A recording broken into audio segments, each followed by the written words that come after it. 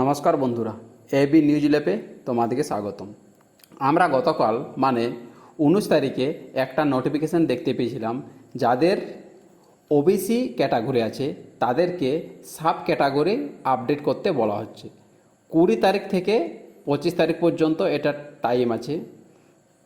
ঠিক আছে, তোমরা আশা করি এই খবরটা প্রায় সবাই জেনে গেছো, কিন্তু কিভাবে আপডেট করবে বা কাদেরকে আপডেট করতে হবে সেটা নিয়ে আজকে আমরা একটু আলোচনা করব।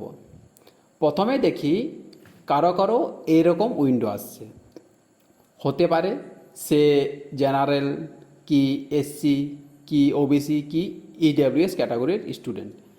যদি তুমি তোমার অ্যাকাউন্ট লগ ইন করো, তারপর যদি দেখো এরকমভাবে একটা উইন্ডো আসছে, edit window is not available, তাহলে তুমি বুঝে নেবে তোমার আপডেট করার কোনো প্রয়োজন নেই। ঠিক আছে, পরিষ্কার কথা এটাই, তুমি যদি ওবিসি না হও তাহলে তোমার সাব ক্যাটাগরি আপডেট করার কোনো প্রয়োজন নেই। তোমরা অনেকে এরকম স্ক্রিনশট পাঠাচ্ছ, বলছো, জিজ্ঞাসা করছো যে আমাদের কি করতে হবে। তাহলে তোমাদেরকে বলে রাখি, তোমাদের কিচ্ছু করার প্রয়োজন নেই। ঠিক আছে, যারা ওবিসি ক্যান্ডিডেট তারাই শুধুমাত্র তাদের নতুন কাস্ট সার্টিফিকেট নাম্বার দিয়ে তাদের ক্যাটাগরি আপডেট করবে। যদি কারো কাছে নতুন কাস্ট সার্টিফিকেট নাম্বার না থাকে, তাহলে সে সেই মুহূর্তে পুরনো কাস্ট সার্টিফিকেট নাম্বার দিয়ে ক্যাটাগরিটা আপডেট করতে পারে। ক্যাটাগরি নয়, ওই সাব কাস্টটা আপডেট করতে পারে। ঠিক আছে, তাহলে আমরা একজন ওবিসি ক্যান্ডিডেটের প্রোফাইল লগ ইন করে দেখি তারটাতে কি দেখাচ্ছে। এটা হলো একটা ওবিসি বি ক্যান্ডিডেটের ড্যাশবোর্ড। এখানে আমরা ক্লিক করলে দেখতে পাবো, প্রথমে আমাদেরকে আই এগ্রি এখানে প্রথমে ক্লিক করতে হবে। এখানে ক্লিক করলে আমাদের নিউ ক্যাটাগরির কাছে দুটো ড্রপডাউন বক্স দেখাবে। দুটো বলতে কি কি, একটা দেখাবে জেনারেল, একটা দেখাবে ওবিসি। যাদের বর্তমানে ওবিসিতে আর এই মুহূর্তে তারা নেই, তারা সিলেক্ট করবে জেনারেল।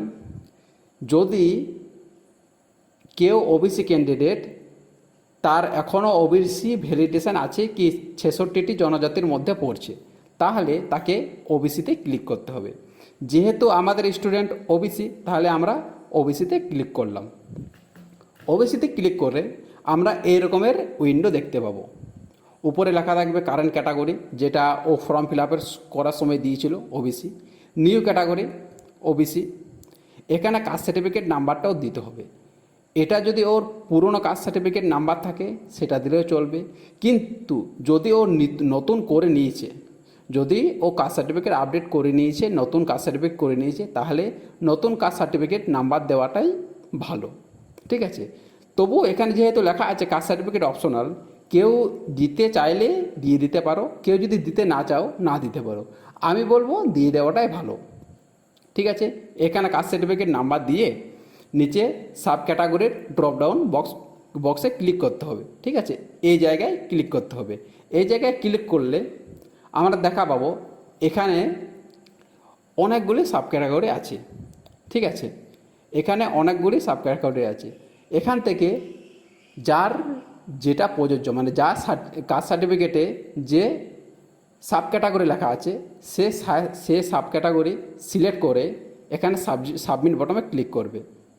সাবমিট বটমে ক্লিক করলেই তোমাদের মোবাইলে একটা ওটিপি আসবে। সেই ওটিপিটা এখানে এন্টার করলেই সাবমিট হয়ে যাওয়ার পর তোমরা তোমাদের স্লিপ ডাউনলোড করে দেখে নিতে পারো সেটাতে ঠিকঠাকভাবে সাবমিট হয়েছে কি না। যে স্লিপটা তোমরা ডাউনলোড করবে কি যে অ্যাপ্লিকেশনের রিসিপ্টটা তোমরা ডাউনলোড করবে, সেটাতে পরিষ্কারভাবে তোমাদের লেখা থাকবে যে বর্তমানে যে স্ট্যাটাসটা তুমি যেটা সিলেক্ট করলে যে সাব ক্যাটাগরিটা সেটা লেখা থাকবে এবং ওবিসি লেখা থাকবে।